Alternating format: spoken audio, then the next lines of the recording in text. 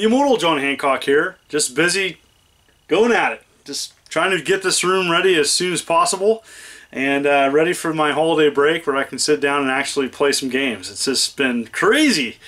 You know, I'm still doing grades and reports for school, so again, thank you for your patience on that. Alright, today we're going to talk about hardware and software, and it seems to me like every year or every cycle there's people that get out, you know, this game's got this console's got that, and it really comes down to two things, okay?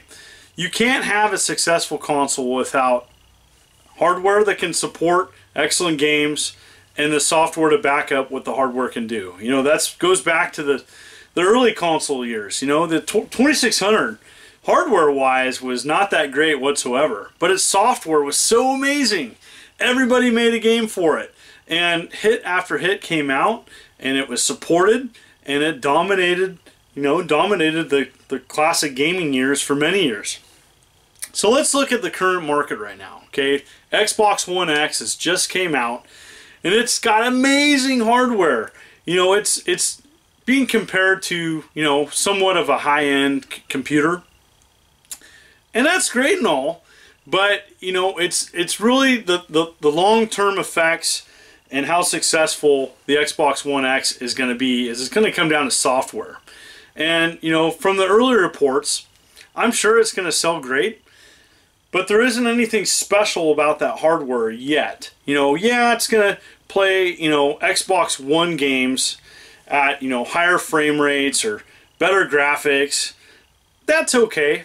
You know, as a person that purchased a PS4 Pro, I didn't have a PS4 before I got the Pro, so I purchased it knowing this is going to be my PlayStation 4. And, you know, the extra bells and whistles that come with that, big deal. And so I have one, and after owning one a year, my thoughts are hardware is great only if it's backed up by great software. Now, the cool thing is for people that own Xbox One X is that you're going to be able to handle games, especially graphic games, with less load times. It's going to look sharp.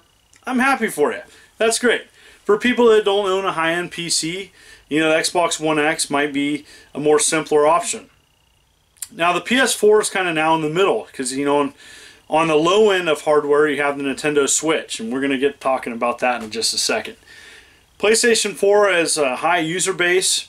You know, it's kind of the happy medium, and because more people have purchased the PlayStation 4, it's kind of setting the standard on, you know, most mainstream games that are third-party, which is Sony's, you know, that's what's carrying the market right now for them. Third-party games making a game, typically it's going to run first on Sony. You know, Xbox One, that's its problem right now, is that it doesn't have as many exclusives. Now they're there, and it, you know, it's got its Halo, and it's got its Gears, and it's got its Forza, and that software is great. The problem is it doesn't dominate the market like it used to, and so Sony's sitting in a happy medium state with their hardware. Their hardware is strong. I don't know all the bells and whistles, you know, their RAM and their CPU processor and how many you know, giga teraflops they can do. But the truth of the matter is hardware between the Xbox One and the PS4, it's gone back and forth. I think the PS4 has an edge when it comes to the original Xbox One. But now with the Xbox One X, you know, it's now definitely taken a back seat. We'll see if that matters moving forward.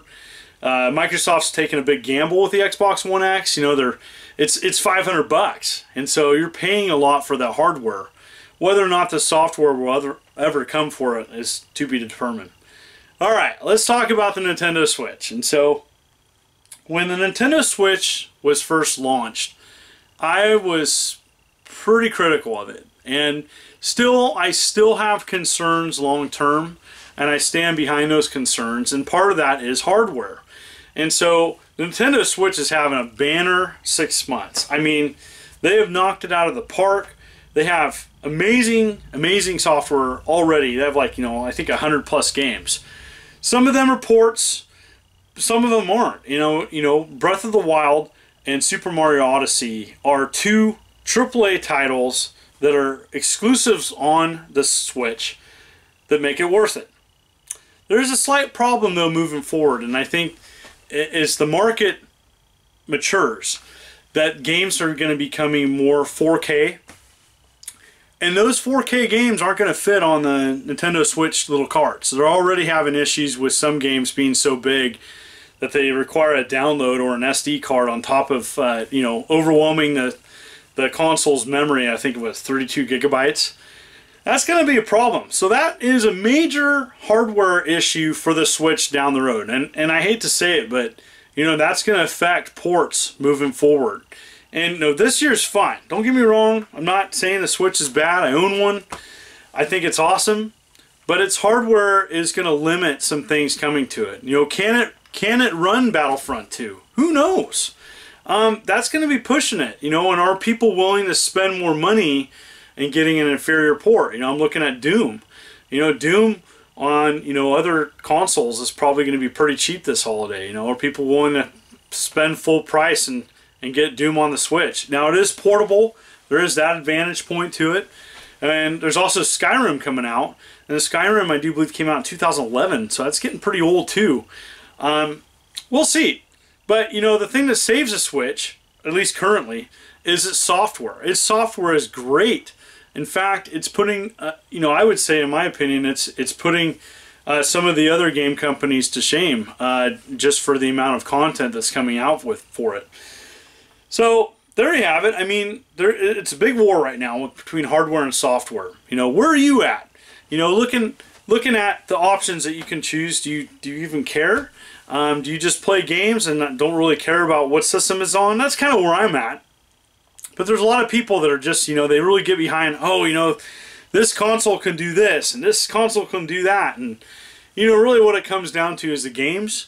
But, you know, future-proofing a system is always important. And so if a console's not able to handle a port, that does become a problem eventually, because, you know, the less ports a game company or a game console gets, the less it becomes less mainstream, because, you know, the average consumer is moving on towards game consoles that can do that, or computers. And so, you know, the computers is kind of a separate conversation though, because, you know, computers are ever changing.